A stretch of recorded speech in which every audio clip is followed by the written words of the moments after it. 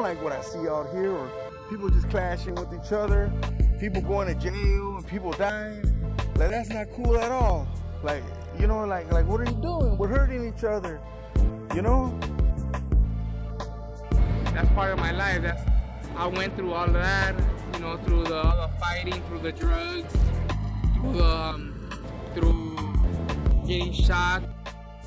These days our kids need to know reality. They need to know this ain't a joke. Going to jail is not a joke. Being shot is not a joke. Straight up, being shot on stage. It is different, you know, in the city of Los Angeles.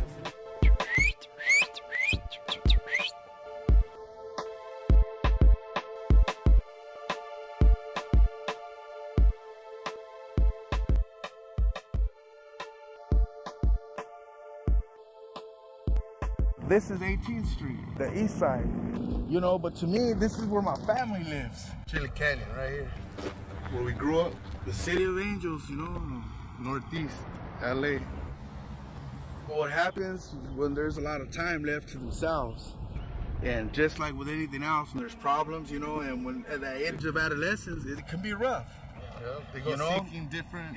They seek that love in different places. Different places. That's what happened to me. There was a lot of love, but there was still there were problems in certain areas that were just that strong, where I went seeking love elsewhere. And the streets is where I found that. But like I said, you know, the morale or all the good values and things that I learned growing up, I were never lost. And I didn't really try to put them aside. It was just like, how to go on with life now with these other set of rules and whatnot, you know? My name is Eddie. I grew up in LA since I was 1. I went to school here until I hit high school. From when I was about 2 years old, you know, till like I was 14, everything was going pretty good. I was going to school, and you know, I was staying out of the streets. I didn't really pay much attention.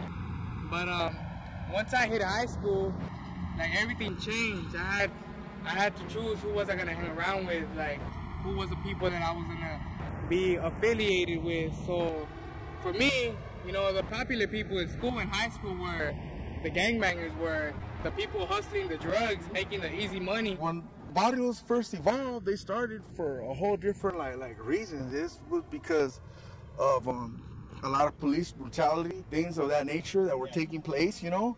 So the barrios, what they did, it was like that word came from Mexico. Pueblo, barrio, their community, look out for each other, you know. The only serious issues that they've ever had, like in the 40s and 50s, were that dude did that guy's sister wrong. It was like small, but what changed all that is when the drugs just flooded everything. You know what I mean? When drugs were flooded, I mean, I don't know how, but somebody does. And they flooded the inner communities within the United States. Then things became territorial. The neighborhoods were just gonna let this guy that had the connection run their neighborhood. So you know what happens, man.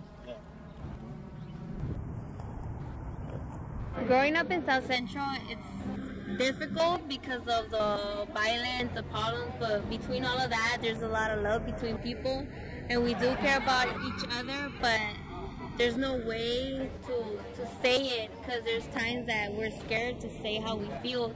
So we go to violence instead of getting help, but South Central is complicated. The communities we live in Los Angeles, they're real violent. They're really violent, infested communities.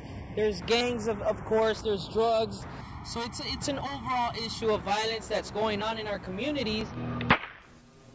Scami's older primo, like this is my big little cousin now, but still though, like I remember when I was a kid, man, like how am I gonna lead him astray or get him caught up in something that's gonna land him in jail or dead, and those kind of things, they've happened to us.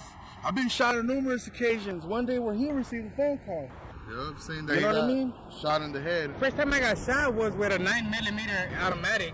I was outside of my house and I got shot from like 5 feet away. I was actually crossing the street, going towards the sidewalk.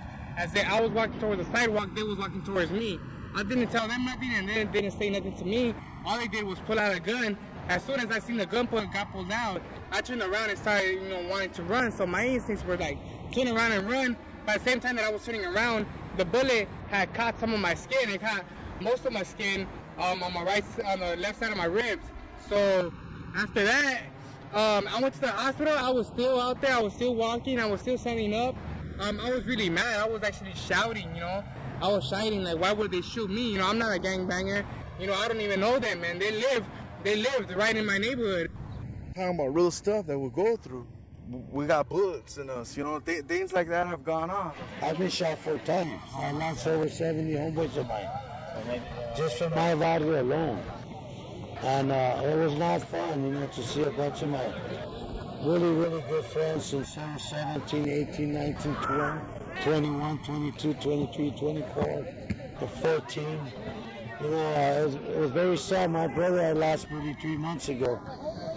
He was shot 5 times, got paralyzed, and through 30-something years he was on a wheelchair, and he finally, you know, passed on. You know, it was a lot for him, you know, to be like that. A week later after that, I was at a store. I went to a liquor store, and I had my friends get off and buy some drinks and some food. So once they got off and came into my car, I noticed once I took off, there was a couple of guys following me in the SUV. They were like 5 or 6 deep inside that truck. They pulled up to the side of me, which I thought was my friends at that time. I started slowing down. They started telling me where I was from. I told them I didn't gangbang. But they didn't listen. They thought, they kept insisting I was a gangbanger. And they had told me not to drive near their block, near the street no more. And at that time, I was pretty mad because I had just gotten shot the first time. So I told them, I don't really care where you're from. I don't gangbang, you know, I can drive wherever I want. You know, it wasn't even like 15 seconds when I started shooting. I started hearing shots going towards my car. They did like about 5 shots. One of the bullets from a 25mm went into my shoulder, went inside my spinal cord, which paralyzed me from my chest down. Got my primo right there. We're partying up in $1 million houses up in I forgot where it's at, Hacienda Heights. $1 million houses, and you know, got into the conflict and it took my friend's life, you know. We didn't think that was gonna happen up there, you know, so there's ups and downs, you know.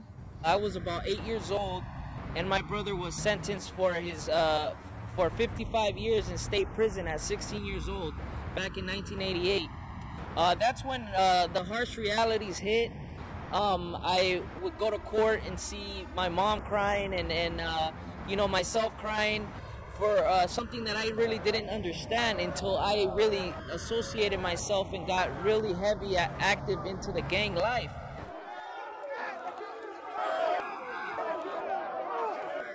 At 10 years old, I had gotten jumped in. I was already an active gang member at 10 years old in elementary school through junior high. I mean, the initiation process is simple and basic.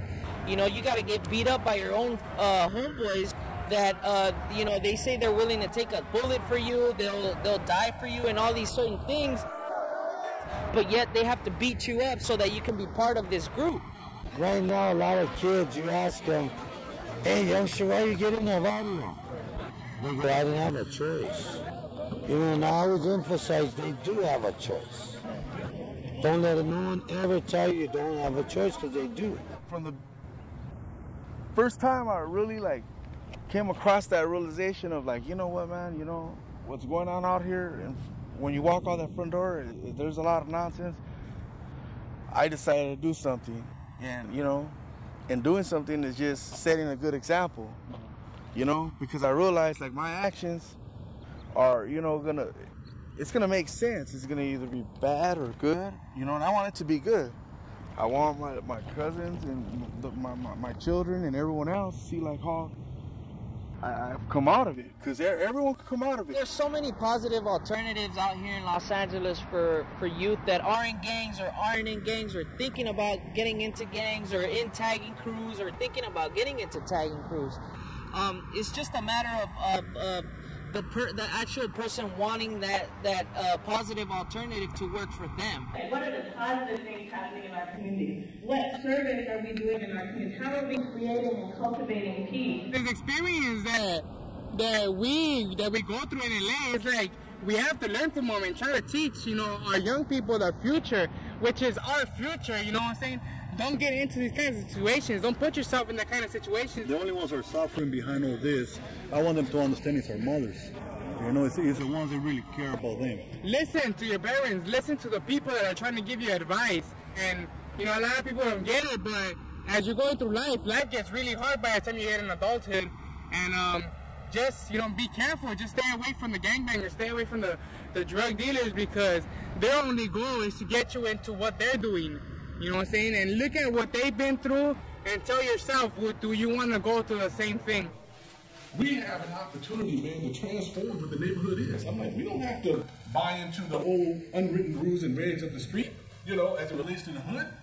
I'm like, the neighborhood doesn't have to be, I mean, there's only 5 guys from the whole hood that are actually killers, you know, that's doing stupid stuff. The majority of everybody's just hood soldiers and just claiming the neighborhood for the most part. We can define, you know, the neighborhood into what we choose. I'm no longer willing to die for the neighborhood.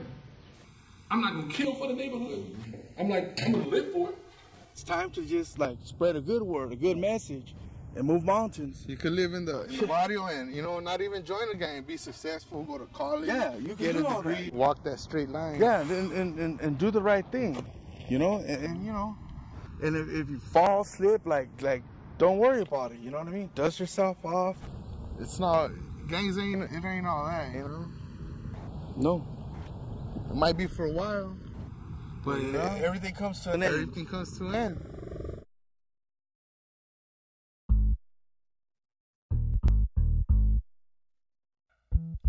Poco a poco entrando a tu ciudad, preguntado y el arsenal suicidal, they're all gonna hear us now. Poco a poco entrando a tu ciudad, preguntado y el arsenal suicidal, they're all gonna hear us now. Your fucking time is running out. These ghetto streets will make you wise up. Y no te tengo que decir, cause if you're listening, ya tú sabes life sucks. So put your money up on questions in front of you. The street hustler, and I'm gambling on the come up. Black, if you get in my way, so step back. Cause this Mexican don't play. Respected, I'm from LA. Arsenal, hold me down, dog. I'm back at it again. This West Coast for the streets, the ghetto been waiting. You still hating? I've been creating. The voice go with the track, so make it clap and shake your thing, thing. Haha, muévense, no los muevo. Whatever, como lo quieres es como lo tengo. A huevo, what language? Te paso corriente. I'm gifted, comprende. I fuck with the greatest. So peace if you represent it.